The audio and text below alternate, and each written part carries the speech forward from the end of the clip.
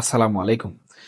বাংলাদেশের কিছু সংবাদ বা খবর রয়েছে যেগুলো পড়ার পর বা জানার পর মানে কি অনুভূতি প্রকাশ করব বা কি বলবো এই খবরটি নিয়ে রীতিমতো কিন্তু হিমশিম খেতে হয়। যেমন সাম্প্রতিক সময়ে আপনারা হয়তো লক্ষ্য করেছেন যে একটা খবর কিন্তু বেশ ঢালাওভাবে কিন্তু প্রচার হচ্ছে এবং সেটা হচ্ছে সাবেক যারা উপদেষ্টা ছিলেন কিংবা অন্তর্বর্তীকালীন সরকারের যারা উপদেষ্টা পরিষদে ছিলেন, তারা তাদের সরকারি যে বাসভবন রয়েছে, অর্থাৎ তারা উপদেষ্টা থাকা অবস্থায় যে বাসভবন তারা থাকতেন, সেগুলো তারা ত্যাগ করছেন না। এর পেছনে তারা কারণ দেখাচ্ছেন মব আতঙ্ক। অর্থাৎ তারা বুঝাতে চাচ্ছেন মবের আতঙ্ক থাকার কারণে তারা সরকারি বাসভবন ছাড়ছেন না। তার মানে এই সরকারি বাসভবনে থাকলে তারা নিরাপদ থাকবে। এবং এই সরকারি বাসভবন ছেড়ে তারা যদি তাদের নিজস্ব বাসভবনে যান কিংবা যে যেখানে পূর্বে অবস্থান করতেন সে সকল জায়গায় যদি তারা যান তাহলে তাদের উপর মব অ্যাটাক হতে পারে, তাদের সাথে মব জাস্টিস হতে পারে।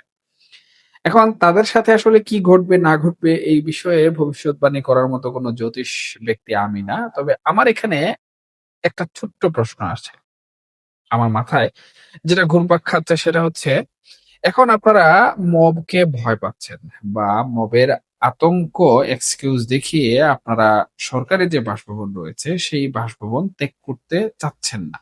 কিন্তু আপনারা বিগত যে ১.৫ বছর দেশ পরিচালনা করেছিলেন অন্তর্বর্তীকালীন সরকার হিসাবে, আপনারা যখন উপদেষ্টা পরিষদের একটা কুর্সিতে বা চেয়ারে বসেছিলেন, তখন আপনারা কিন্তু মবকে মব বলেননি কখনো।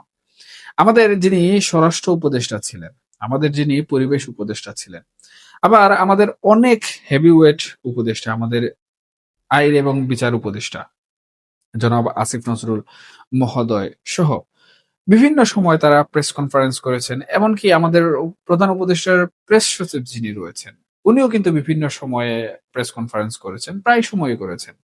সবসময়ই করেছেন। কখনো কিন্তু উনার মুখ থেকে আমরা বলতে শুনিনি যে দেশে মব আছে বা দেশে মব হচ্ছিল বিগত ১.৫ বছরে বা এই অন্তর্বর্তীকালীন সরকারের আমলে। তাহলে তখন কিন্তু মব ছিল না। যদি মব থাকতো তাহলে অবশ্যই তারা সেটি স্বীকার করতেন। কিন্তু তারা অকপটে সেটি অস্বীকার করেছেন। তাহলে এখন কেন তারা বলছেন যে মব আতঙ্কের কারণে তারা সরকারি বাসভবন ছাড়তে চাচ্ছেন না? দেখুন, এর পেছনে আমি বেশি কোনো যুক্তিতর্ক উপস্থাপন করতে চাচ্ছি না। প্রথমত আমি বলতে চাচ্ছি, একে তো নতুন সরকার গঠিত হওয়ার পর থেকে উপদেষ্টাদের যে আমলনামা বের হওয়া শুরু হয়েছে, শত কোটি টাকার দুর্নীতি, হাজার কোটি টাকা পাচারের যে কেলেঙ্কারি, এগুলো হচ্ছে একটা কাহিনী।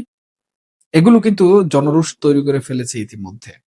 এখন তারা যদি এই মবের এক্সকিউজ না দেখান, তাহলে তারা কিন্তু কোনোভাবেই পরিত্রাণ পাবেন না। আর আরেকটি গুরুত্বপূর্ণ বিষয় হচ্ছে তাদের বর্তমান সময়ে সেফ এক্সিট চান। অর্থাৎ তারা বিদেশে পাড়ি জমাতে চান। যেহেতু বাংলাদেশের পরিবেশে তারা অনেক সময় অনেক বড় কথা বলেছেন যে তারা বিদেশে যেতে চান না।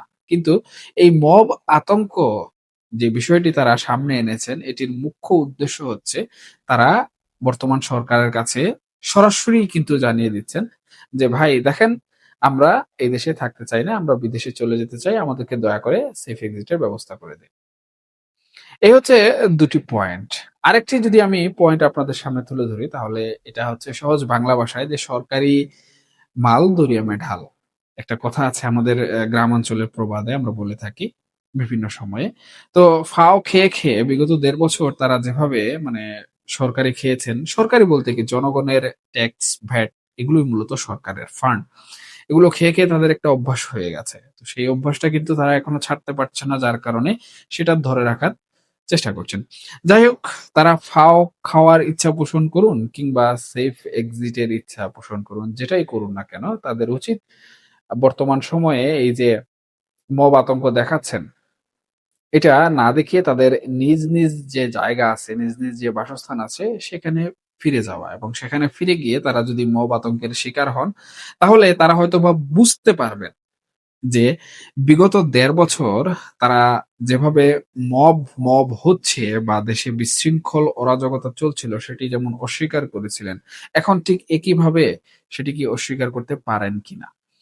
আমার মনে হয় প্রকৃতির একটি নিজস্ব যে হিসাব আছে, নিজস্ব যে বিচারিক প্রক্রিয়া আছে, সেই বিচারিক প্রক্রিয়া কিন্তু শুরু হতে বেশি সময় লাগে না, আবার শেষ হতে বেশি সময় লাগে না।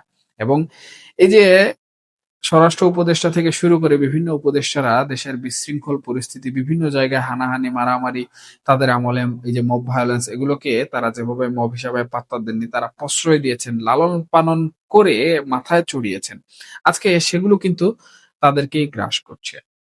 এবং আমি মনে করি এটা প্রকৃতির একটি রেভেঞ্জ। তবে আমি কোন প্রতিহিংসা চাই না। আমি কোন প্রতিহিংসার পক্ষেও কথা বলছি না।